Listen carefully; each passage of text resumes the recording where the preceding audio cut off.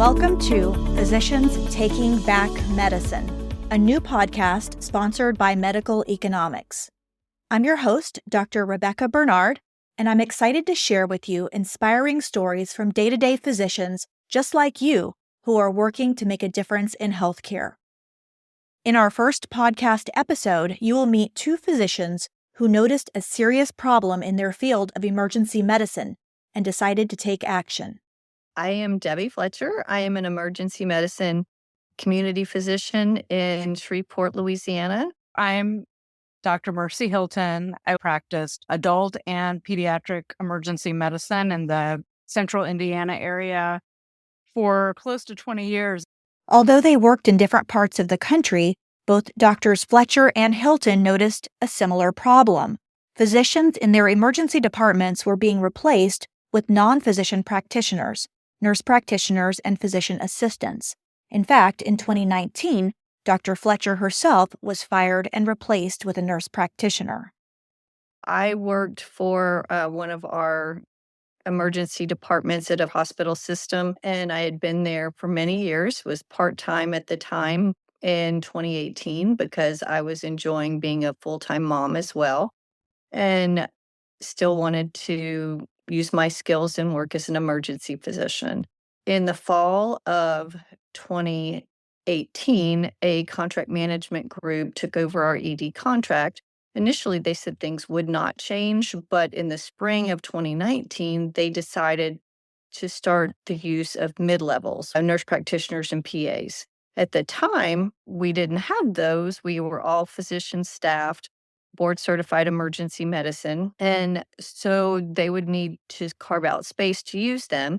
And they decided, well, the part-time physicians would go so that they could make spaces for the non-physicians as they were supposedly less expensive to use. I was told by one of the head people in that company that it's just business.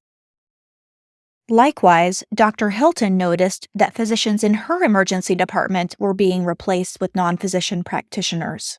During the pandemic, our volumes had really fluctuated a lot, very low at times, very high at times. And during all of this, the general pediatricians that provided about half of the day's coverage, they were let go with the plan to replace them and those hours with nurse practitioners and physician assistants. And when I questioned this during times of high volume as the remaining emergency physician there, how would I be able to adequately supervise and see their patients and make sure things were going as they should? What I was told was that, yes, when things are busy, you won't be able to see all of the NPs and PAs patients. You'll just have to sign off on the chart. And I felt that that was an inadequate model of care for me. I felt that it was not safe for patients. It was not safe for physicians from a liability standpoint. And I had ethical issues with that in terms of the way things are billed in the emergency department and people getting bills for what may not be the best type of care. And you actually saw some patient harm. Can you talk about any stories of when you saw really scary things in your field? It's hard to put an exact finger on when I started seeing changes, but I can say that at the beginning of my career, which was in the mid 2000s, I had never even heard the term APP. Like I had never even heard that term. Probably around the early 2010s, things started changing. We started seeing more non-physician practitioners on different patient services at our hospital. They would come down to the ED to admit patients or consult on patients. And that was probably the first time that I became familiar with them in the hospital setting. But really where I was seeing a lot of mismanagement was from NPPs in primary care clinics and urgent cares and other emergency departments that were sending their patients to us in our ED with inadequate care. So I would say two subsets of patients. The first were patients where bad diagnoses were missed.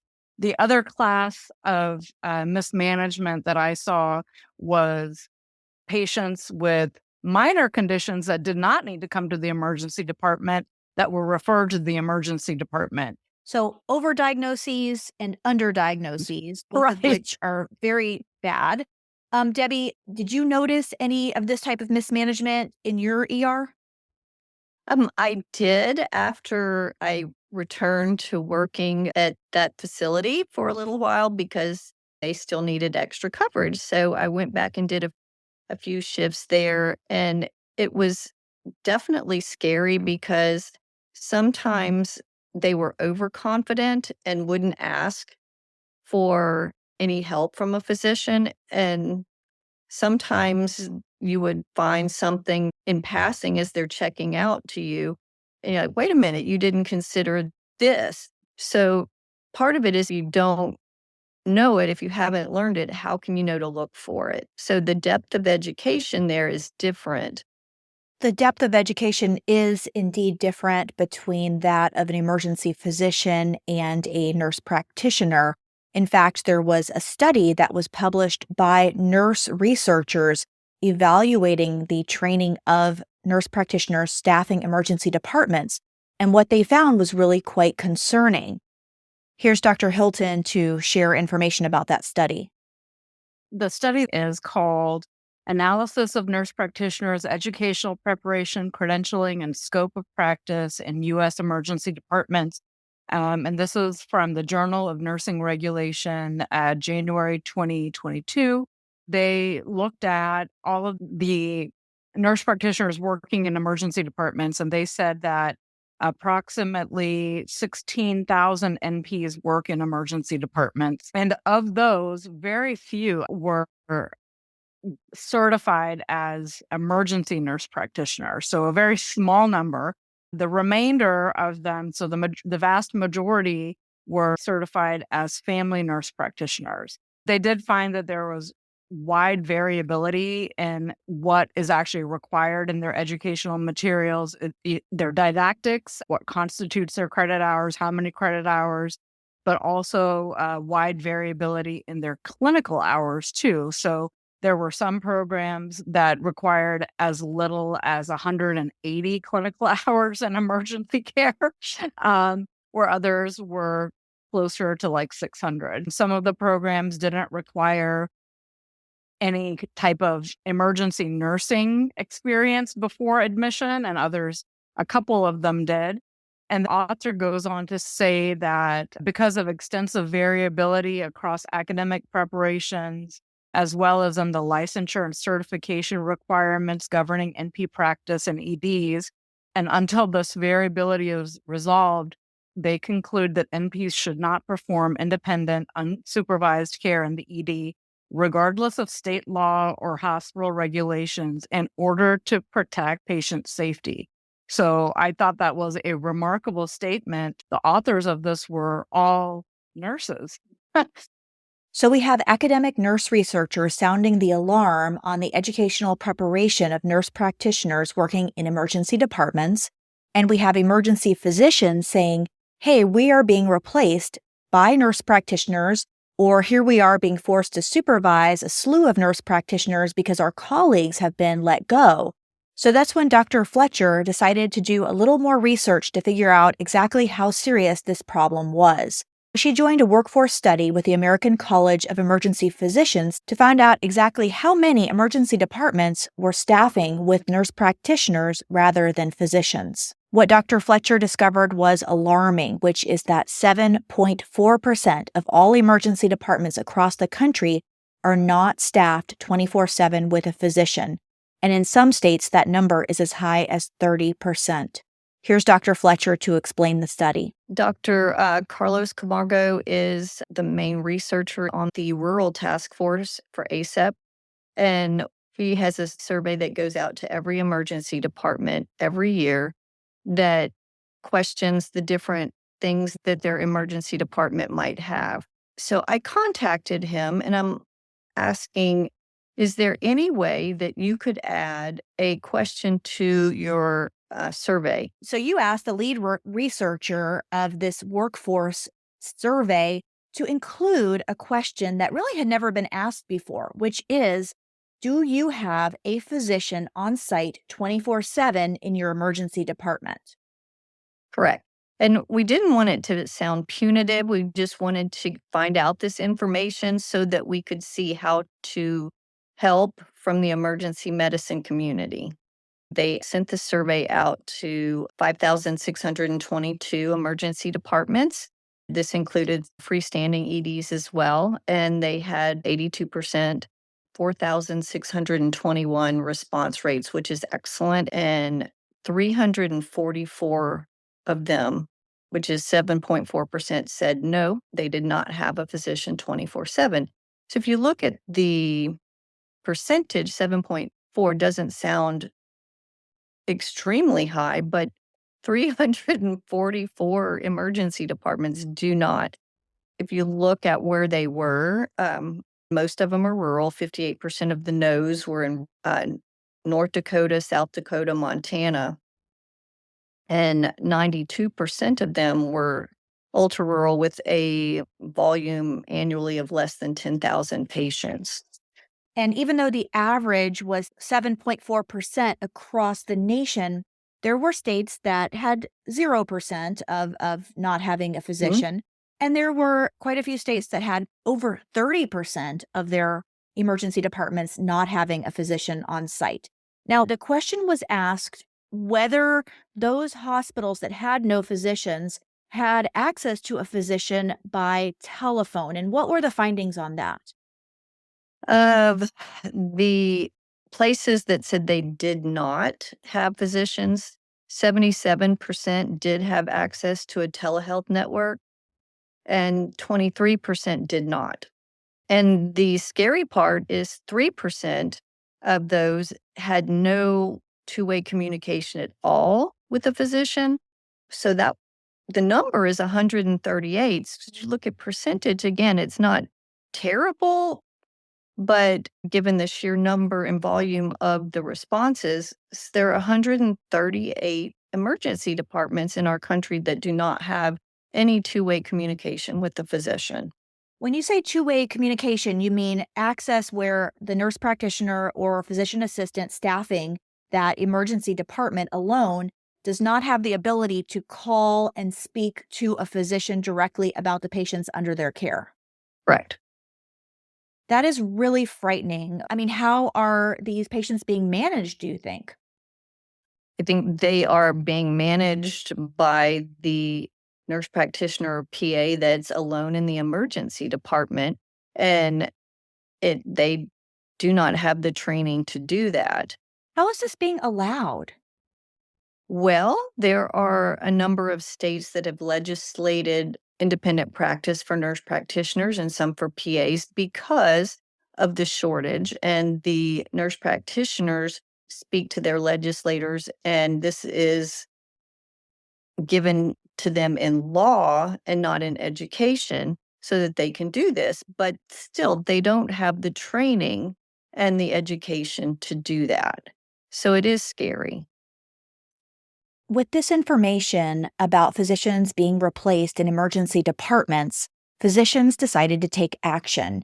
And Dr. Mercy Hylton was instrumental in helping her state of Indiana become the first state to require that all emergency departments must have a physician on site 24/7. Let's hear her story. 2019 was a sentinel year for me. That was the first year that I did any type of advocacy. I was not a member of any type of organized medical association at the state or national level. But like I said, I had been seeing increasing numbers of mismanaged patients referred to my ED by non-physician practitioners. And that year in Indiana, there was a nurse practitioner independent practice bill. So I just, as an individual, went to the state house and started talking to legislators about my concerns. But the other thing that happened in 2019 that was a catalyst for me was the court verdict in the Alexis Ochoa Dawkins case came out. Dr. Hylton is referring to the tragic death of 19-year-old Alexis Ochoa, who died when she was treated by a family nurse practitioner working all alone in an Oklahoma emergency department without any physician on site. The nurse practitioner missed pulmonary embolus, and the story was featured in the book Patients at Risk. That case really, really touched me because Alexis was from my hometown of Del City, Oklahoma. So I didn't know her or anything, but I grew up in Oklahoma. And when I heard this, I was horrified. I had no idea that there were emergency departments anywhere where there were no physicians present, much less in the state where I grew up, where I still have family. It horrified me. And so I started digging into Indiana's laws to see, could that happen here? And what I found is that, yes, it could happen here. There was no requirement for a physician to be present in an emergency department. So I decided to join my state medical society and start getting active. I wrote a resolution for my state medical society asking for legislation to require emergency departments in Indiana to have a physician present. And then in 2023, the Indiana law was able to pass through the legislature. Well, that was a lot of work done by people who care an awful lot about patients. And fortunately, you were able to make a persuasive argument to legislators that this was about patient safety. I'm imagining that it was not really easy, though, to get this legislation through, and especially being the first state in the country to pass something like this. Well, the primary author of the bill, Senator Liz Brown, at one point, like in the months before the session started, had reached out to me asking, why do we need this bill? What is the prevalence of emergency departments without a physician? Because honestly, like nobody had ever heard of that. Is that really happening? And there was at that time no study. Now we have the study that Debbie had a hand in, but at that time we had no study. So I literally reached out to a large group of emergency physicians on a social media group and posted something asking for people to please private message me if you are aware of emergency departments that do not have a physician present 24/7. And I got several hundred responses with names, and I tabulated all of those and I presented those to Senator Brown in terms of this is what's happening. And there were some very prestigious names on that list. People would be shocked. So I'm glad that we have more of this data more formally presented in the study that Debbie was able to help with. Well, you mentioned the story of Alexis Ochoa Dawkins, and she was treated in a hospital owned by Mercy Health Systems, which is a large multi-billion-dollar corporation. And a lot of people will say, well, we need the NPs or PAs to staff because these are rural critical access hospitals. But that hospital where Alexis died was not a rural hospital. It was just a few miles outside of Oklahoma City, a 35-minute ambulance ride. So Indiana was the first state to pass a law regarding emergency staffing. And then after you were able to get that into law in Indiana, Virginia became the second state to have encoded in law that if you advertise yourself as an emergency department, you must have a physician on site 24/7. We were trying to legislate a minimum safety standard, which is a physician who has training and experience in emergency care. I really would argue that you should turn the legislative argument into this is about truth and transparency, truth and advertising, and what does a lay person perceive as the level of care that they will get when they go to a quote emergency department. So for the states in which there are many hospitals that don't have a physician present, what you might be able to do is pass legislation saying that these hospitals that don't have a physician present are not allowed to call themselves emergency departments, because then that allows the layperson, patient, to know, well, that's not an emergency department. That's a triage and transfer center. There's no doctor there. I should drive on to find the next emergency department where there will be a physician.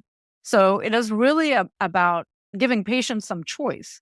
And to have choice, true choice, they need to know transparently what is the truth and what can they expect when they walk into a healthcare facility. Thank you so much to my guests, Dr. Debbie Fletcher and Dr. Mercy Hylton, for the work that you're doing to make sure that patients have access to a physician in the emergency department.